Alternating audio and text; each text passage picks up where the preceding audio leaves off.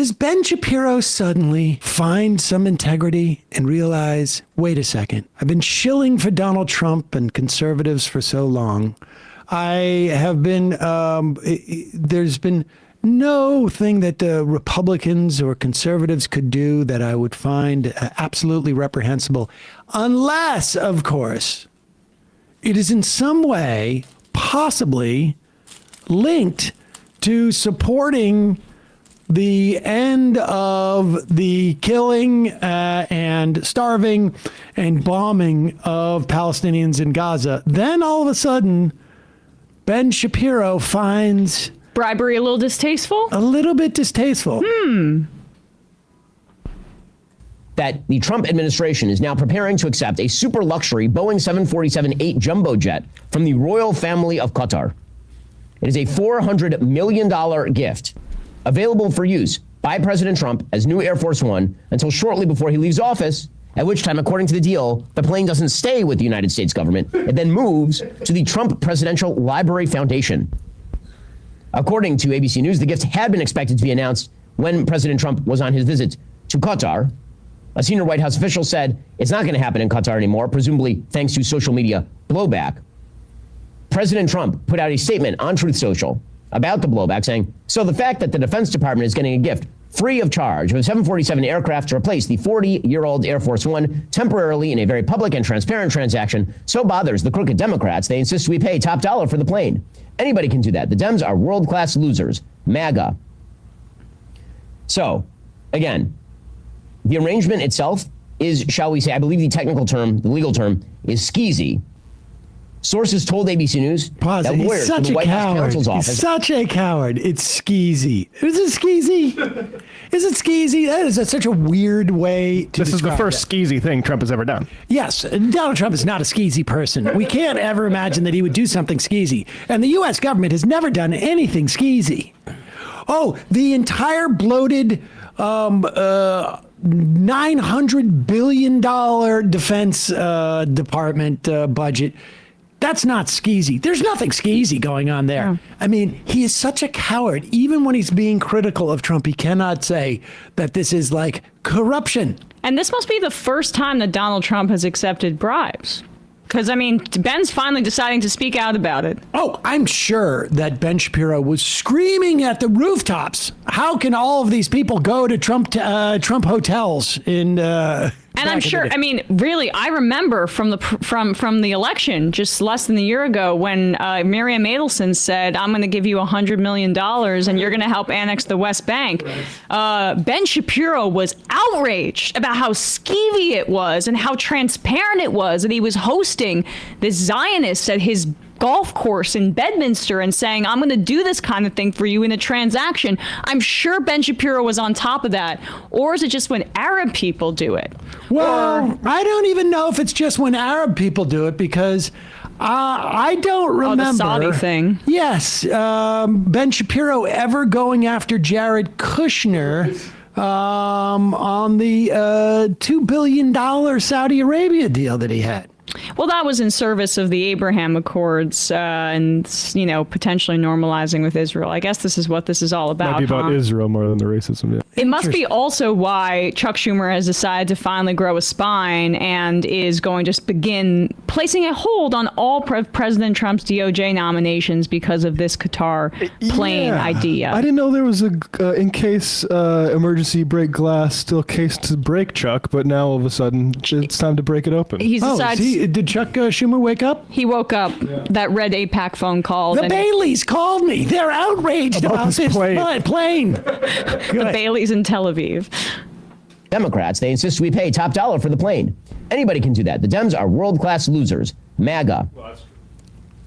So, again, the arrangement itself is, shall we say, I believe the technical term, the legal term, is skeezy. Skeezy. Sources told ABC News that lawyers for the White House counsel's office and the Department of Justice drafted an analysis for the Defense Department, concluding it's legal for the DOD to accept the aircraft as a gift and then later turn it over to the Trump Library, and that somehow does not violate laws against bribery or the Constitution's prohibition on emoluments. The Constitution literally says the U.S. government cannot accept official gifts from any king, prince, or foreign state. Pause it. You don't have to go back, but I just want to say that I am willing to bet that this is the first time Ben Shapiro has said the word emoluments or emolument clause without mocking people bringing up the emoluments clause. Yep. When you had like the presidential ethic chief from the first administration, basically Trump administration, light his hair on fire about emoluments. So just continue. This is just hilarious. Apparently, Attorney General Pam Bondi and the top White House lawyer, David Warrington, concluded it would be legally permissible for the donation of the aircraft to be conditioned on transferring its ownership to Trump's presidential library before the end of his term. And apparently, Pam Bondi, who, it should be mentioned, at this point was once an actual FARA registered agent acting on behalf of the government of Qatar, provided a legal memorandum. Well, pause it. I wonder how many times Ben Shapiro brought that up in the past. It's odd. It's odd because this was all stuff, when she was nominated, we talked about this. Weird. Right? But now he's upset about it. I wonder where he's going with this. Pam Bondi, who, it should be mentioned, at this point was once an actual FARA registered agent acting on behalf of the government of Qatar, provided a legal memorandum addressed to the White House counsel's office last week after Warrington asked her for advice on the legality of the Pentagon accepting such a donation. We'll get to more on that in a second. First, choosing Simply Safer. Okay, can we go? Is there anything? It's worth to keep going. Yeah. Free. That's simplysafe.com/Shapiro. There is no safe. Like similar to speed dating. However, instead of meeting potential romantic partners, No. That's it. I think. No. That's not it? He comes back to it, doesn't he? He must after the ad break. Maybe we're Here's the good giving news. too much agency to the players here. It's like, you ever throw a coin into a fountain and it's like you're wishing for good luck? The Navy has bucked like 3 fighter jets off of aircraft carriers in the Red Sea in the past few weeks. So maybe that's like, the sea is just returning the Navy a jet. Okay. Oh, I see what you're saying. Let's start off with this. Qatar is not allegedly giving President Trump a $400 million jet out of the goodness of their sweet little hearts, no matter what Special Envoy Steve Witkoff says. They try to stuff money in pockets in totally bipartisan fashion. Just rewind a few years. While Hillary Clinton was Secretary of State, Qatar gave $1 million to the Clinton Foundation for Bill Clinton's birthday and didn't even bother to inform the State Department, as they promised they would do.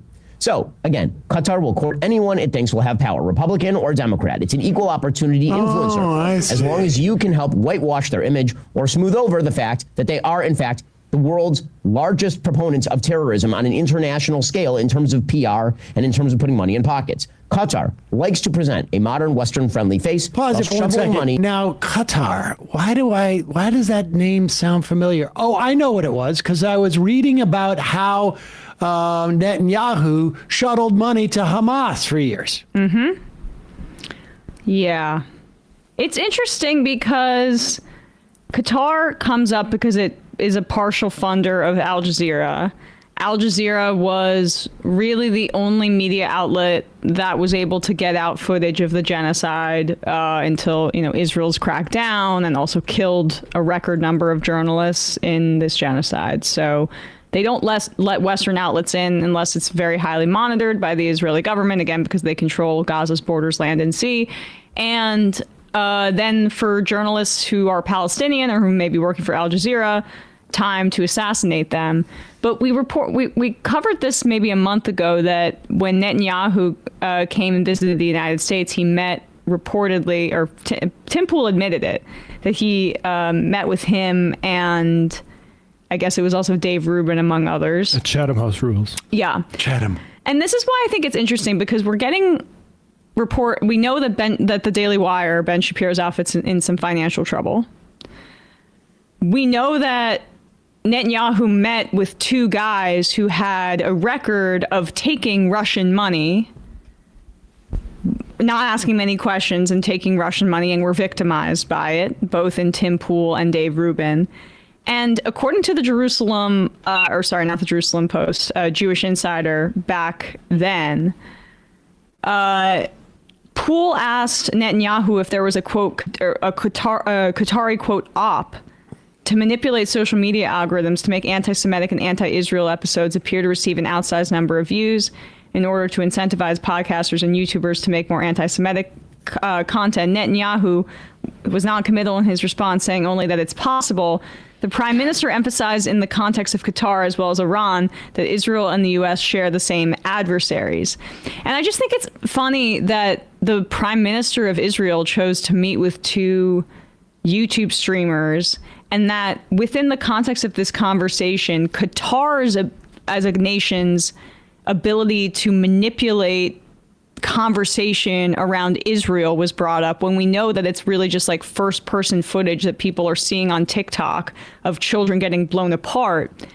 So I don't Just know. to add to what you're saying, Yair Netanyahu was tweeting about the Qatari connection just days after the Tim Pool thing that we were talking about. And you hear what Shapiro just said there, that Qatar, you know, what he was saying, like that it can, they can look for bipartisanly people to bribe or whatever, doesn't matter. Sounds just like they're projecting a lot, because this is what the Israel lobby. Well, give I don't money think to they both need parties. to, I don't think they need to bribe Ben Shapiro. I think they just need to support Ben Shapiro, because Ben Shapiro is going to say that in the same way. Now, I'm not someone saying like bribery. Tim Pool, I think you could actually pay him to change his mind about something. Right. It would take, he'd have to turn the ship a little bit slowly. Dave Rubin, it would take about 15 minutes, it seems to me. Why did you say I would that? also even be surprised if Poole asked that question on his own. That's what I'm trying to say. Like that That's what I'm somebody trying to said, say. You bring this up so that we can get an American expert online perspective that maybe that Qatar is the villain here. You bring that up as a question, and then we'll let that question hang out there. Oh, no, I think Tim Pool originated that thought independently with using his own brain and research skills. I'm just wondering. I'm just wondering why Netanyahu felt that it was a good idea to meet with two streamers who were just in the news for taking money from a foreign government on his second visit to the United States. We follow Tim Pool. And the Daily Wire's in some financial trouble. Look, Ben Shapiro is a rabid Zionist and anti-Palestinian racist on his own, but I'm just flagging this for future reference. Well, the progressives are the real regressives. Is there any more to this? To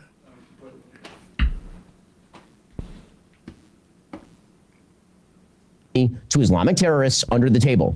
This is a regime that has, for literally decades, funneled billions of dollars into the hands of Hamas, Hezbollah, the Taliban. We're talking From about systematic, Israel. ongoing financial support that has strengthened Hamas's grip on Gaza, provided them with the resources, and yes, enabled terror attacks that killed innocent civilians. Doha, which is the capital, their five-star hotels are basically a retirement home for Hamas leaders.